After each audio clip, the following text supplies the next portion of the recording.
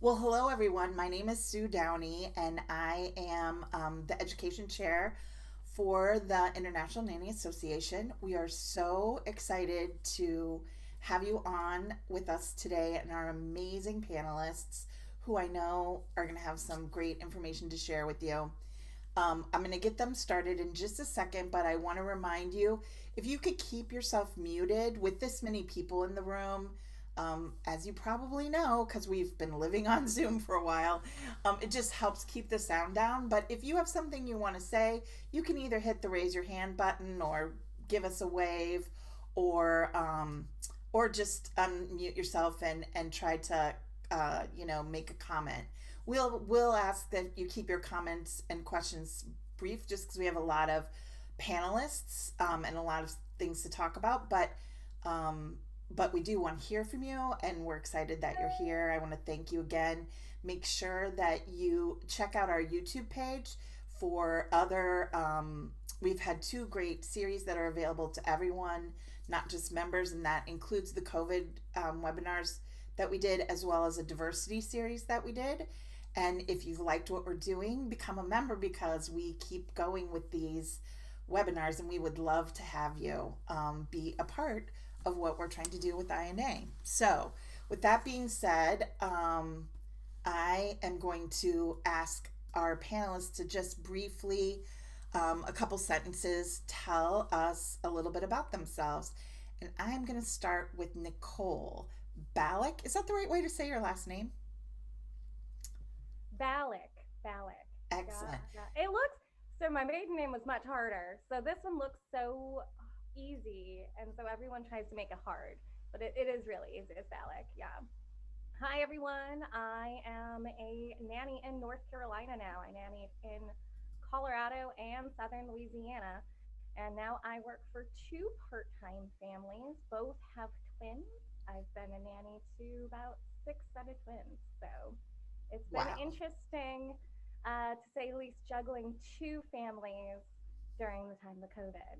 So, yeah. Excellent. Well, thanks. So, Nicole is our sort of nanny perspective, although she knows more than just nannying. And next, I will throw it to our agency sort of perspective with the amazing and fabulous Crystal Crawford.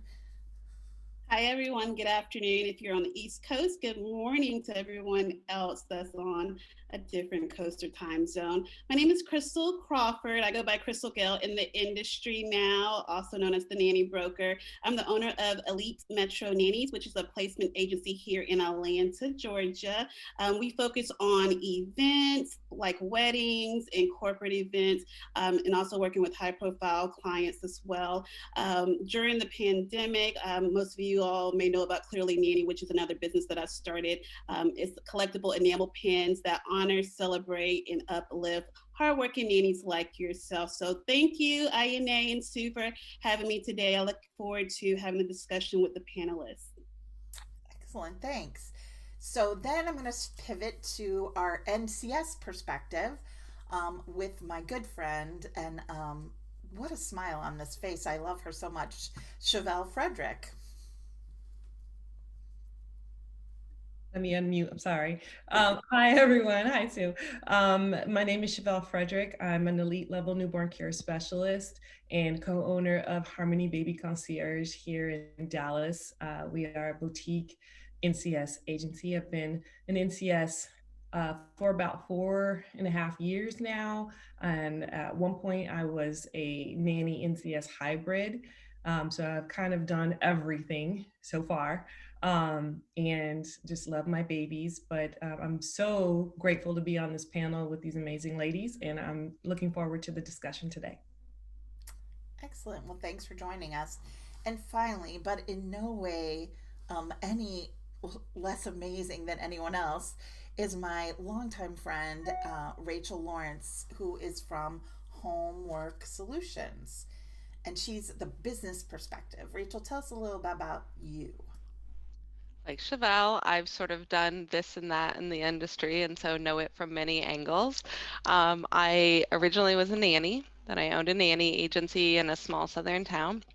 Then I've worked for some regional and national agencies as a placement counselor before finally coming to Homework Solutions, not the least of which my experiences being a nanny employer, because I have three littles, a set of just now 6-year-old twins and an almost 9-year-old. So, I come from knowing various sides of the industry, and I hope that helps in the sort of business perspective of it. Excellent. Well, thanks. And obviously, everybody has done lots of things, so they bring so much to the table. I'm so excited. So, the INA did a survey asking members to talk a little bit about COVID and some of the changes. And I just wanted to share just a tiny bit of this information and ask the panelists a few questions of what they were. What in the world? Okay, here we are. Sorry. You would think I'd be better at Zoom by now. Okay, so we had about 400 nannies, just over 400 nannies answer, did you lose your job due to COVID? And in our survey, we had about 30% that did, just under 30%. But I guess I want to ask our panelists, do you think that is, do you think that's accurate for the industry at large, or do you think that's just the INA kind of nannies versus like the bigger nanny? Like, do you think,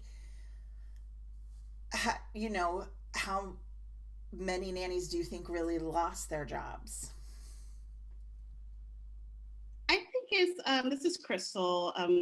I think I would say that I would, without a shadow of doubt, believe that more people lost their positions during this time. And I'm thinking across the board of nannies that may not be connected with the organization or have any access to completing the survey, or even those that I'm thinking undocumented nannies that may not want to fill out a survey. So I'm thinking that there's probably way more people that actually lost their positions during this time. Yeah, I think I would agree. I think it would be closer up to 45 or 50%. I think a lot of nannies did. This is Nicole. I'm one of the weird in between.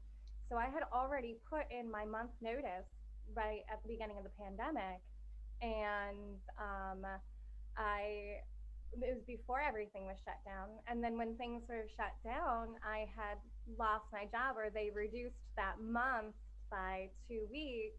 And so I was kind of laid off, but kind of not laid off. But I was thankfully able to start my other job early. But I do have a lot of friends that I've known that were lost or furloughed or in between in the transition anytime. Anyway, some had accepted positions and then the positions were no longer available. Right. So it wasn't technically a job loss. It just wasn't a job gain. Sue, I would agree with everyone. We can see sort of higher level data. Obviously, we don't know what the circumstances are because we're just seeing when an employer calls in, I'm sorry, everyone, I work for a payroll company, if I didn't particularly say that. So we, Homework Solutions does payroll and taxes for household employers and their employees. So because of that, we can see, this person got let go and this person, obviously we can't see their circumstances.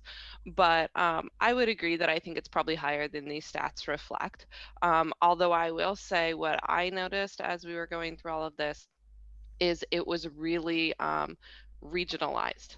Like certain towns, New York City being one of them, obviously, there were much higher rates than there were in other parts of the country. And, we did see a lot of, I will say, great families who literally furloughed their nanny on pay for 8 months.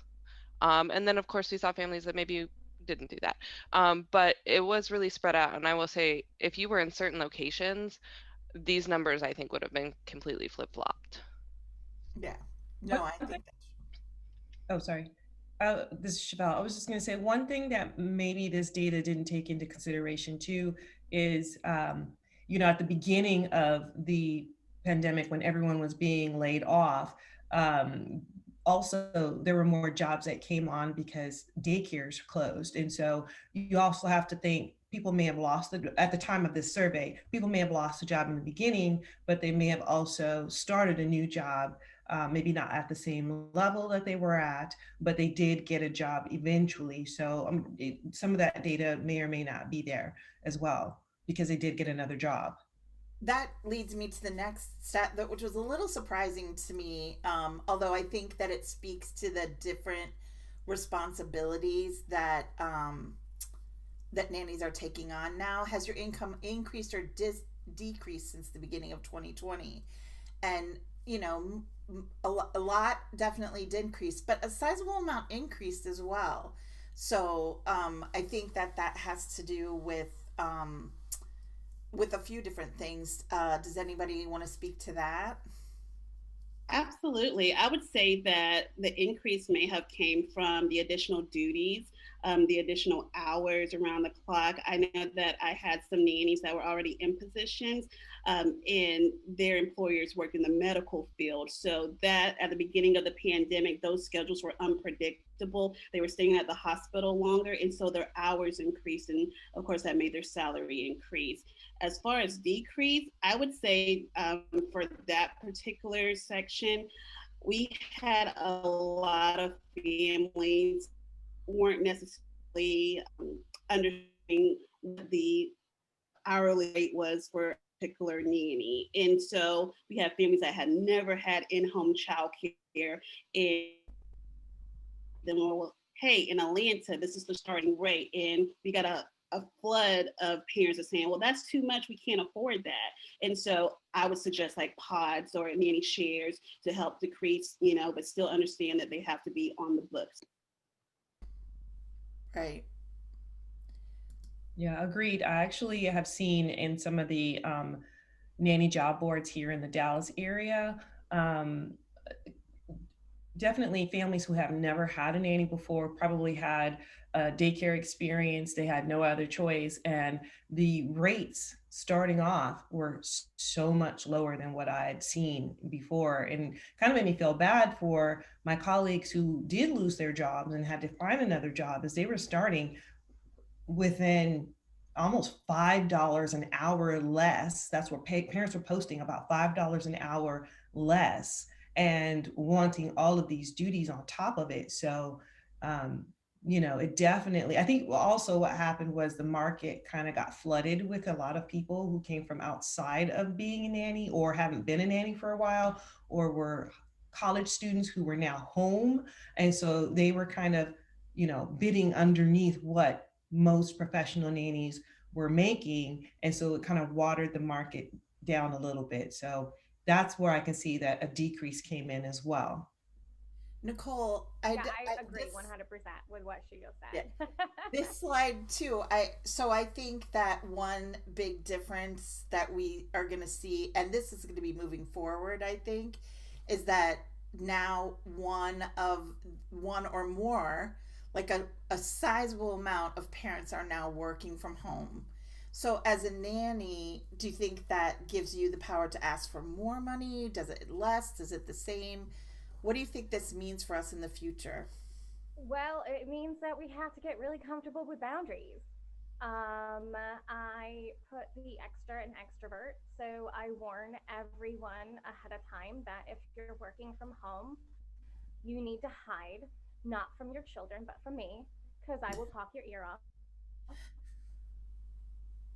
Won't get any work done. So it's been a little bit of growth having my employers work because I'm just like, hey, it's another person. I'm going to talk your ear off, especially since I can't go anywhere and see all of my people because there's a pandemic and you're in my pod now. So you're it. You take the job with 10 people. And so, but I've noticed that there had to be more boundaries um, and not just physical boundaries, but emotional ones too. It's like, hi, your office is my office. And you have to know that this is my work. This is your home, but this is my work. So we're going to, if we have to talk about what it's like to wear pajamas all day. Can we at least not make them revealing? Uh, yeah, I have everyone working at home, and I don't see that changing. I know that my in-laws, they said their office is like you can work from home indefinitely, so they're working from home indefinitely, and I think that this is something the nanny industry is going to really see a lot more of is people working from home. I True. agree with what Chevelle said too. There are so many factors that go into this pandemic. It wasn't just like everybody remained where they were doing what they were doing. It shook up the whole snow globe, right? And people landed wherever they landed. I know our nanny was working in New York City at the time that it came on, in March, April. And he ended up moving to Eugene, Oregon, is where I live, which is a far cry from New York City. So literally, if he answered this survey, his pay would have decreased purely out of different markets. We paid him top of market Eugene, but that was like bottom market New York City because the cost of living and everything is different. So if he was answering this question honestly, he would have marked decrease, even though the scales were sort of the same.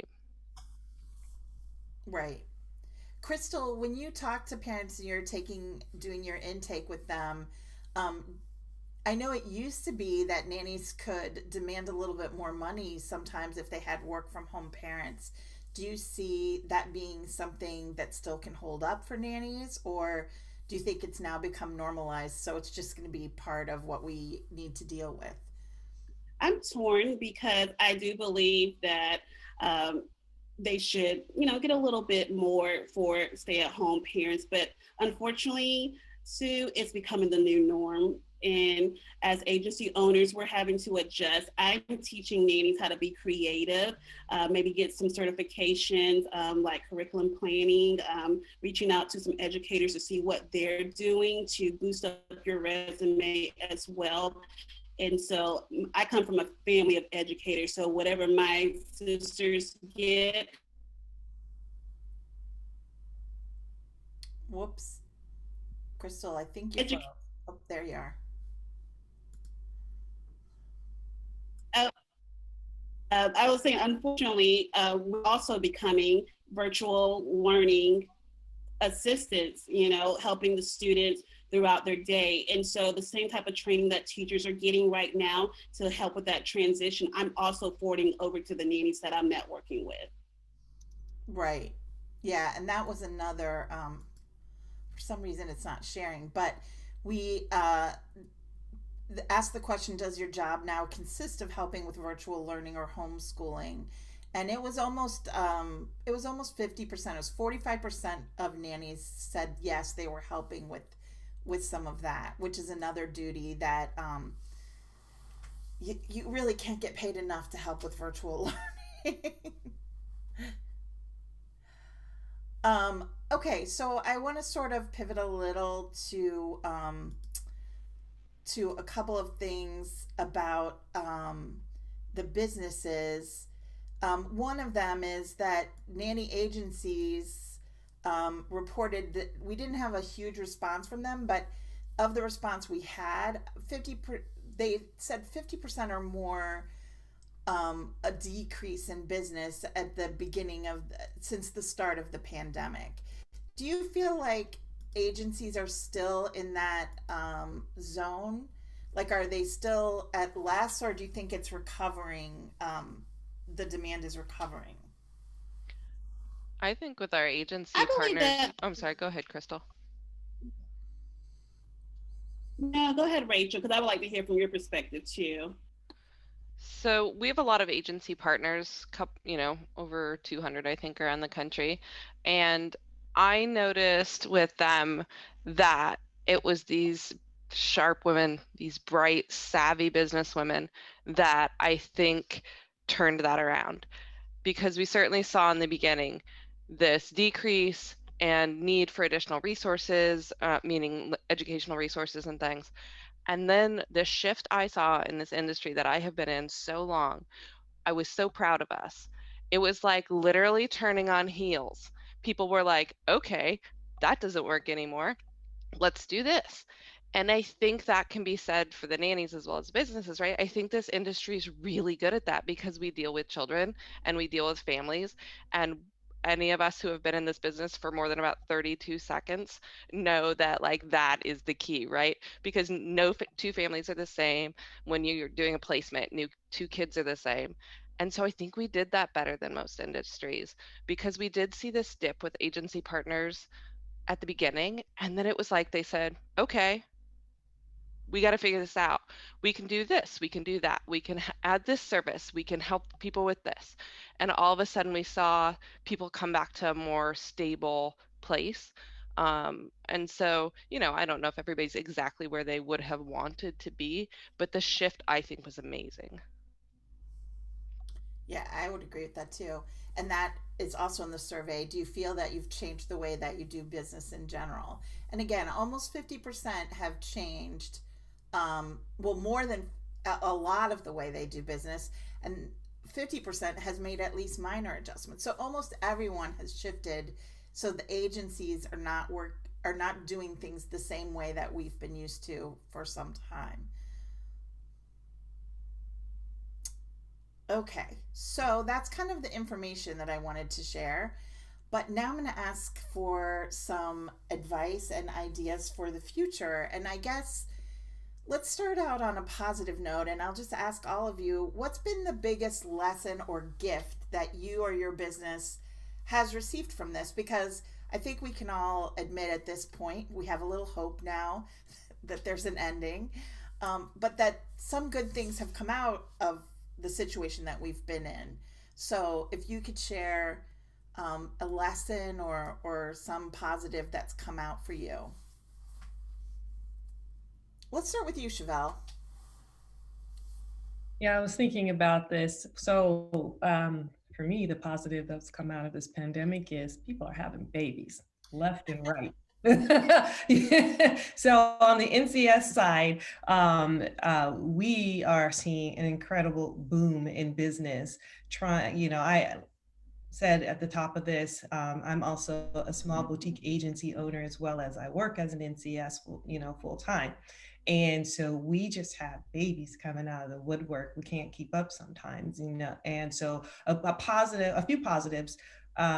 One, those networking opportunities that we had previous to COVID when we were all able to get together or locally, just making sure that we have connections. Those are important because especially if you get with an NCS friend and they already have, a leg up on a new baby before, and then so once that parent goes back to work, they'll need a nanny, nanny friends, hook up with an NCS friend because that way you already have the inside track on a new baby and a new job coming through. I've had to, find my friends and say, hey, one of my clients I'm finishing with, they'll need a nanny, at least part-time or something. So there's that. And I agree with Rachel that we've had to pivot and try to really figure out what we can offer to clients and offer to our families. I know in the beginning for NCS work, when it kind of dried up a little bit, people were starting to say, oh, I'll have virtual services and try to help with virtual services. So just try and think on our feet on how we can service these families has really given us a license to be creative. So I think those are some of the positives that's come out for, at least on my side.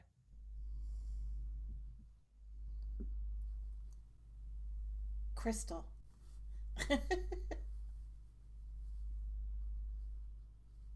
Yes, that's so good, Chevelle. I am so excited for that particular lane of newborn care specialists. I thought about that the other day. I was like, they should be really booming over there with new clients coming in every week. So I'm excited for you all.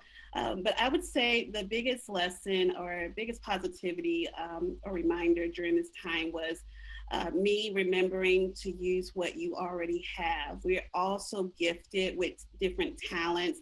And that's what Rachel said. That's that pivot that a lot of agencies had to do and get back to the root of why we started. So that was just a reminder for me, is use what you have.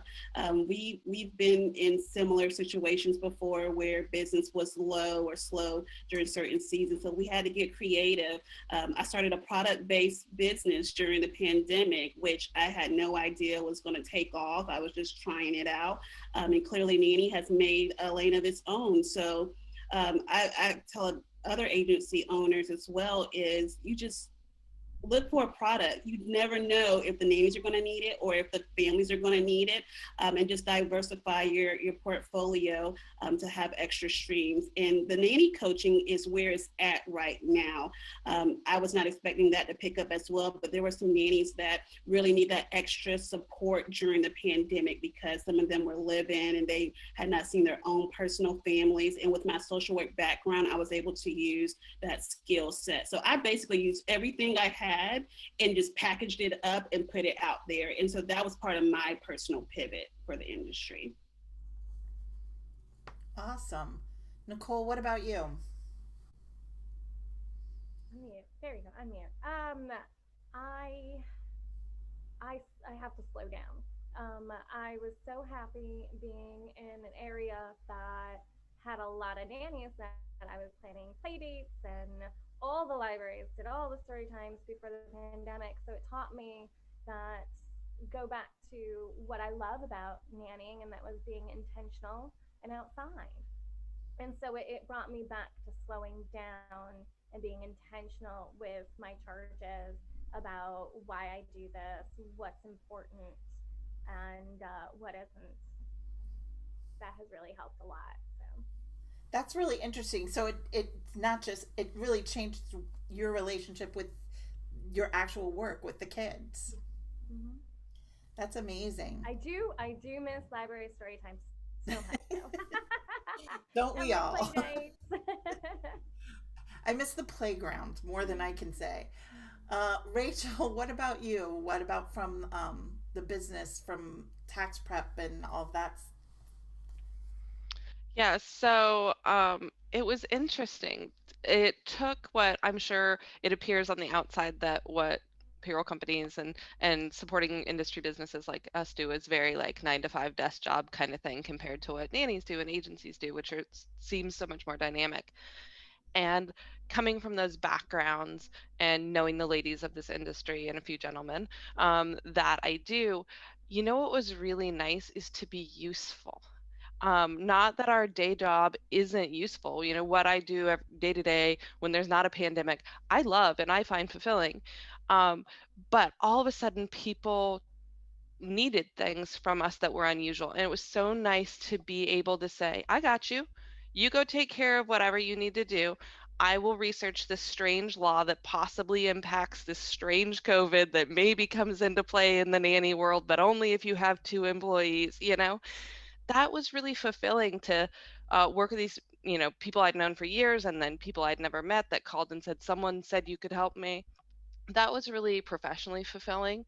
And it was really rewarding because you could see that people, I don't know how to put it exactly, people really needed something that you were particularly able to give them in a time when they felt like nothing was going the way they wanted it to, or that everything was hard. To be able to say, like, I got this was so fulfilling professionally. Personally, I would say, much like Nicole with my own children, it reminded me of what was important. We're really outside people and we live in the Pacific Northwest, so like there is no end of hikes, right? Like you could hike a different trail every day and never get to them all. I do terribly miss libraries, but you know, I had to go back, and there was an agency owner that I follow on Facebook that really reminded me of that. Right? Like you don't need all that. You have this, and this is amazing. And it's like I knew it, but I couldn't hear it until this. So personally, that was really important to me. Yeah. No, it's a great lesson, and I hadn't even really thought about it, but I think that that's true. Although I do miss the park.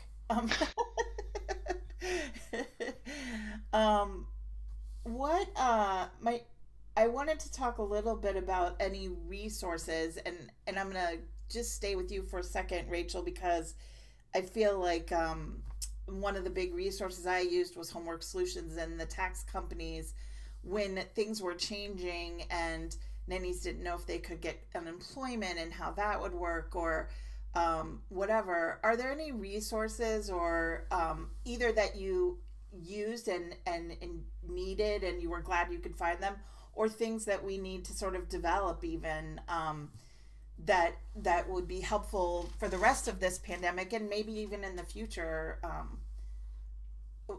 that people could rely on? Yeah, I think that the set of pre-April 1st resources and post-April 1st resources were very different. Certainly there's crossover, but that was something that we really had to do exactly what you said. Like, what do we need to develop? Because all of a sudden the questions that we're getting are really different because they're not your usual unemployment situation. There was the FFCRA pay, which they're now that it's the year has turned, there's sort of FFCRA pay, and those sort of things. So I think that the easiest way to answer that is yes, there are a tremendous number of resources. And unlike times before April 1st, or March 15th, depending on where you were, um, there are there used to be like, yes, here is 10 things that are useful to nannies and NCSs, before, during, and after placement. And now everyone's situation is so specific and so different and very dynamic that I think it's like 100 of them. And so we've tried to sort of categorize things depending on what you're doing, like nanny shares and education pods and unemployment and COVID pay. And so we've tried to group those. And while usually you all see this face on your screen when we're doing these, the truth is, if you ever see Jay at a conference or something, give him a big pat on the back or a hug. That man read thousands of pages of law in every state to try to be helpful to people. And he's young kids too and those sort of things. So, what I would say is yes, people are putting out great content from nannies' blogs to agencies' blogs and resources to supporting partners like us. I have never seen such great quality information and information sharing, which I think is lovely. If you need something, yes, come to me. But I have seen such great things in, Facebook groups with nannies, with everyone helping each other and agencies too. It's lovely. Yes, thank you. And do any of my other panelists have any great resources they want to talk about? I'm going to jump in and say, oh, go ahead, Crystal. I didn't mean to. No, I was just going to tell Rachel, thank you. I did send a lot of nannies over to Homework Solutions, just because the resources were just so amazing. And also for anyone that put out a COVID addendum for the contracts, I included those resources as well because I had a lot of nannies asking for that addendum to add to their contracts. Right, and that can be amended from COVID to just pandemic, or like in future. That's something, if you didn't get that resource, you should look for it. The other thing, and maybe if any of you could speak to it, I saw a lot of educational opportunities for nannies as a great resource, and also, discounted and free classes and things, so that NCS and nannies who were not working could take advantage of that. I'd never seen so many nannies engaged in professional development at one time. Literally, it was amazing. So, all Yeah, right. definitely. Oh, go. Oh, I was Yeah. going to say definitely diversify and find a niche if you can. Um, that really helps. If you are going to do freelance, if you're going to do travel, if you're going to, be an infant nanny, all of those different things, because sometimes parents are looking for a specific thing, or they'll potty training. I think there's classes out there to certify in potty training, and you put that stuff on the parent boards, and you let everybody know what you do. Talk about it when you go get your, if you're out going out and getting your nails done or whatever. Tell everyone what you do, and it's a specialty because you never know who you're going to find that's looking for exactly the niche service that you're giving. So diversify yourself so that you always have a way to pivot and go find work. Yeah, no, that's definitely good advice. And that is my next question, I guess, would be what advice or what can we do or work on to prepare ourselves, not just for riding out the rest of 2021, which even with the vaccination, it's not gonna be like a light switch for us for sure. We still have quite a road to go on. So what can we sort of forecast into the future as ways for us to prepare to handle the rest of this? And if this happens again, because we never dreamed it would happen. So now, it's like, what if this is something that happens every 10 years or something in the future? How can we prepare? Can you prepare? I think you can always prepare for everything, but I'm just that person anyway. It's like I have a nanny bag, I have a dog hike bag, I have a hiking bag. I was like, I'm prepared for everything. So, but moving forward, I know I have to embrace the Zoom more. I dove into it in the beginning, and then I cut myself off because it was just too many Zooms all at once. So embracing getting a little bit more connected, but not all at once. Preparing for the future, make sure that you have activities for each age that you work with. I typically work with children under 4, so I don't have to worry about what school schedules will look like and how that will change differently. But I have a lot of friends that have been doing the distance learning with their children, and it changes every few months from the school districts because they're like, we're going to go back. No, we're not. Wait, we're going to try it this way. No, we're not. So just try to kind of imagine what it would look like in different ways and prepare that way. But man, I do miss the libraries. Well, there's two important things I want to highlight from what you just said because it's genius. One is, first of all, if you're a nanny who only typically works with toddlers, you're going to have to be ready and know about different developmental levels because, as we saw from the information, you may be having to help with older kids, or your bosses may be having a COVID baby. And thank goodness mine aren't, because I'm not a big fan of the babies.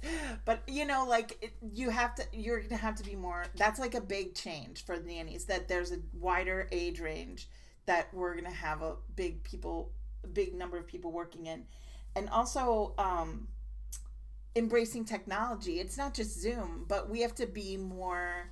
I think that that's a really good advice for nannies, that you have to be, yeah, like you said, willing to embrace it. Like, you try it and maybe it's for you or maybe it's not. You might shy away, but finding ways to make peace with whatever technology is out there.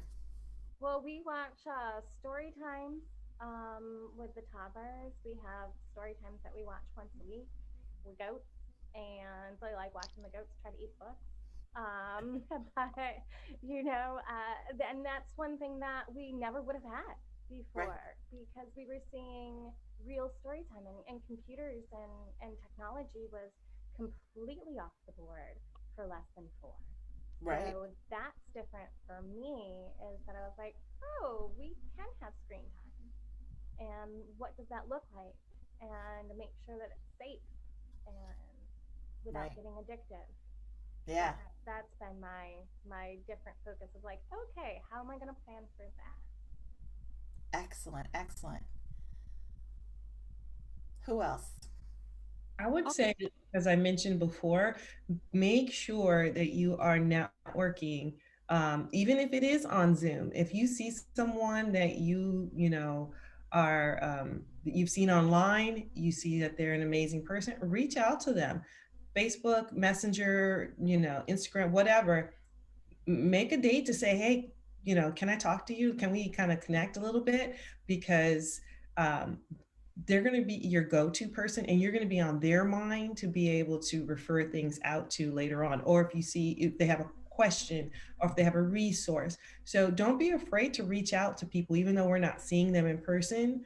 Get on Zoom, get on FaceTime just like this, and you know, chat for 30 minutes about whatever. But it's still possible to network with people, um, for your future, and just to get to know people off, you know, outside of real life.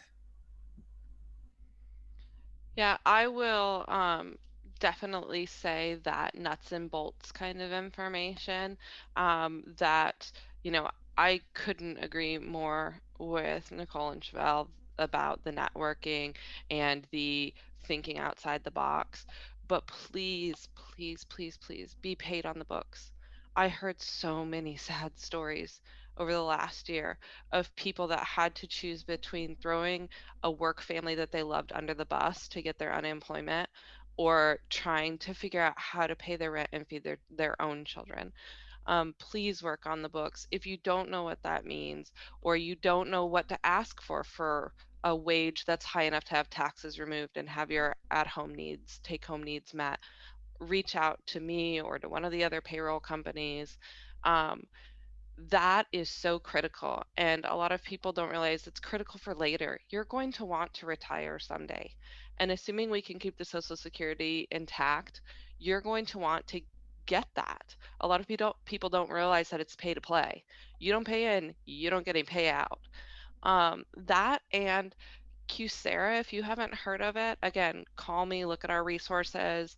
Um, it's a way for your employers to reimburse you for health insurance and healthcare expenses, much like they do for other things that you're used to, like gas reimbursement and things like that. It saves you on taxes, it saves them on taxes, and now you have health insurance. Sure, COVID testing and things are free, but like Sue pointed out, this isn't an end, right? This is going to keep going. Or maybe you did get COVID and now you have some lasting effects for years. Um, I think, as a movement of smart, strong, professional ladies, need to say, I'm a professional and I want a professional package, which includes being able to take care of myself and my family with health insurance. And it benefits the family too because you're healthier.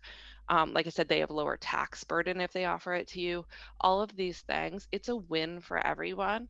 And I love that I'm starting to see that come in more to packages. And I would love to see it where 80% of nannies have it. Yeah.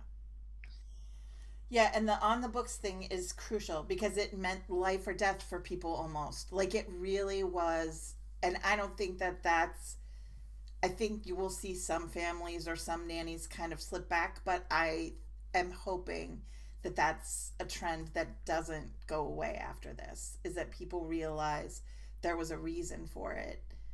There are lots of reasons for it, but one big one is if you suddenly can qualify, you know, some nannies who qualify, who were paid on the books, were able to get unemployment plus that $600 a week, which meant that even if they lost their job and their families let them go unexpectedly, they could survive. So yeah, that's a big one. Crystal, did you have any things you wanted to add? No, absolutely. I would like to say, as far as the agency perspective goes, one of the things that I learned during this time was to pour back into the actual nannies that we're placing, listen a lot back their time in advocate. And sometimes it was just need a simple game night. So space for them to just want to talk and network with other people and also provide the professional development. My connection is is unstable, sorry. And just providing that professional development that we were all talking about. I think that's probably the big is and people that you're serving during this time. Yes, making sure that that you are able to pivot quickly and add to the services or think outside the box, like you said before, adding a product line or you know, not different services that you maybe didn't do before. Is that what I hear you saying? Yes. Poor Crystal's internet is making her look a little like a robot, but we're hopefully it will correct itself here. Yes. um okay, so then I want to let everybody know in the waiting room we have about 15 minutes left. So if you have any questions that you want to either unmute and ask or type into the chat and I can feed to the panel. Um I would love to have them answer any questions if they can. Um oh, here, let's see. Uh we talked about permanent changes, best advice, trends. Um, so I don't know if anybody has any questions. It doesn't look like it, but I guess my last question for the panel would just be, what are you looking forward to? Like, what are you excited to see in this new year for the nanny industry?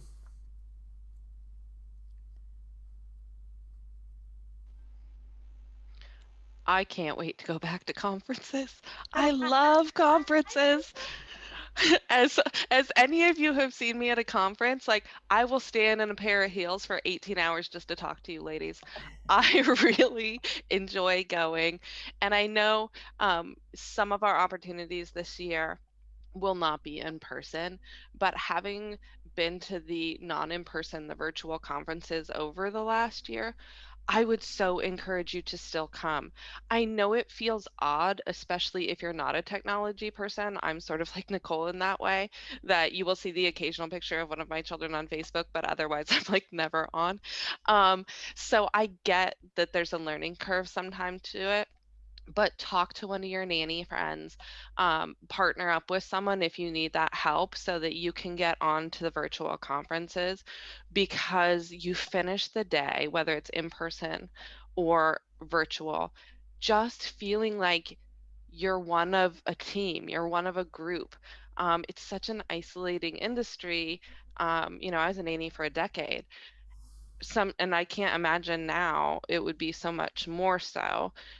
Reach out, even if you want to sit in the back row and not say anything, come and listen, because you will learn something no matter how long you've been in this industry, and you will make a friend. I have never not made a friend at conference, whether it was a virtual conference or an in-person. And I just can't wait for all of these opportunities again. I love everyone in this industry, and it's so lovely to connect with them professionally, but also personally. Yeah, I can't wait. Oh, I agree with you 100%. And I'm not the technology person. And I did attend a virtual conference, and Crystal was there. And that's when I learned about her brilliance. But we connected back then. Oh, gosh, it seems like forever ago. I think it was. Wait, 2020 was like 20 years long. Yeah, I agree with conferences. My view of conferences, though, are the first couple of days when people actually start going back, they're not going to learn anything. They're just going to be partying and hanging out with their friends that they haven't seen for a couple of years, which feels like a couple of years, at least at this point. Um, and just connecting again, getting to know people again, finding out that they have similar stories because, everyone is pretty much going through the same thing, and that's just going to make our industry just bond so much more. So I think we're all ready to just get together. We'll get to the classes, we'll get to learning and everything, but let's make that human connection first, and just see our friends and love on our friends a little bit, and just just make us stronger again. Because I'm telling you, after the first, I would say, almost if you're looking at the pandemic in quarters, that first quarter almost broke nannies. People couldn't go out. People couldn't go see their community. I know when I was nannying, I am an outdoor outside nanny, and we went every day for an outing when I was working. And so when you got that taken away from you, you couldn't have lunches with your friends anymore, or go to classes or whatever. So I think just being able to get back and say we all survived. Somehow we survived and see each other. I think that's what people are going to be wanting, at least. I personally look forward to connecting with everyone. I would say pre-COVID, I was really connected to just majority just the people in my local area. However, our reach has just been global these last couple of months. I've connected with people in the UK and other parts of Europe, and I'm so excited to have them like the conferences or any other meetups that people are going to put on. So I'm excited to just connect with people in person, because as an industry, we've done such a great job connecting with people outside of our local areas. That's true. I'm excited to see too the changes that happen, the good things that we hold on from this, the ability to adapt, the different services that the agencies provide us. I feel like there's a stronger relationship with nannies and agencies than ever before. And I'm excited to see that grow and develop and see how we can help each other and be more inclusive as a community. That certainly is something that changed. I feel like we have a lot of work to do still in that area, but I see the changes going forward, and I'm very encouraged by that. Unless anybody has any questions, I'm going to do a quick thing since we were just talking about conferences. INA usually does a conference in the spring, and we just weren't able to plan for that, not knowing if it would be safe or not. So we are putting together a summit. Marcia, the executive director for INA, along with the board of directors, has been working super hard on a spring summit. It's March 13th. I wrote down the details so I didn't get it all wrong. And the best part of this to me is that if you've never experienced an INA conference, this is such an affordable way to sort of dip your toe into the water. It's at least 4 or 5 classes, I can't remember exactly, plus bonus content for only $89 if you pay before February 15th if you're a member of INA. It's $155 if you haven't. You get access to the information live on that day, but also for I think for 2 weeks after, if I'm correct. So this is a great thing if you are new to the INA thing, or if you're like me and you can't always get the time off of work or afford the travel and expense of going away for a weekend for the INA conference. This is a great way to test it out. The platform that they chose gives you almost everything except standing in high heels for 18 hours, because there's like booths that you can sign up for. We're going to have one called a community booth. You can come by and just chat with us. There's going to be products and businesses you can connect with, agencies that you can meet. There's a lot of networking opportunities with this platform. They promise me it's not hard to use, and it looks pretty easy. So that's good. You don't have to learn a lot to participate.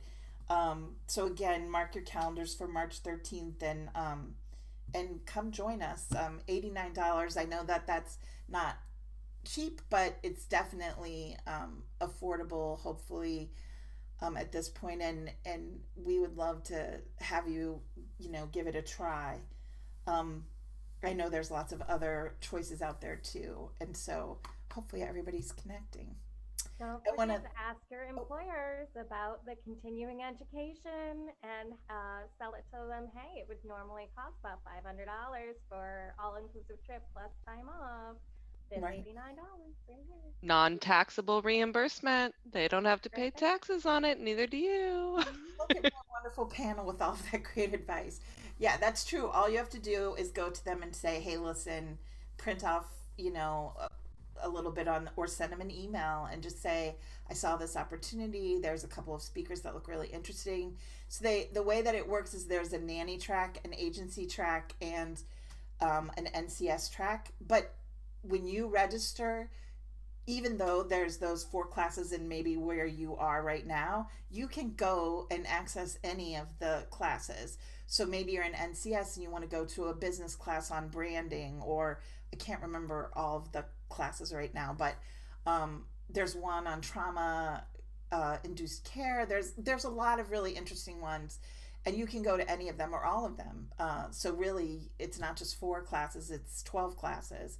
Plus bonus content is available, and there are some upsell things if you want extended access or any of that. But send an email to your employer and just say, I would really love to try this. I'll join the INA if you pay for my summit, or something like that if you're not a member. Or if you are a member, hopefully you're already asking. And you're right, Nicole, that's a great, this is a lot less of an ask than going to an employer and saying, not only do I need a couple days off and travel and whatever, this is just, this is me taking time on Saturday to show how much I care about your kids. So, if you can meet me halfway, that would be terrific. Okay, so that was my commercial. I want to thank my panelists so much, Nicole, Chevelle, Rachel, and Crystal. Thanks for giving up your time, and thanks to all of you who give up your time to come to these sessions. If you have ideas for sessions, if you're an expert in something and want to share your expertise, let me know. You can contact me through the INA office. And thanks. Everybody enjoy the rest of your day. Thanks, Sue. Thanks. And this will be up on YouTube if you want to share it with any friends. Bye. Bye. Misha. Bye. Thank you. Everything, Mishas. I love you so much. Bye. It was so nice to see some new faces.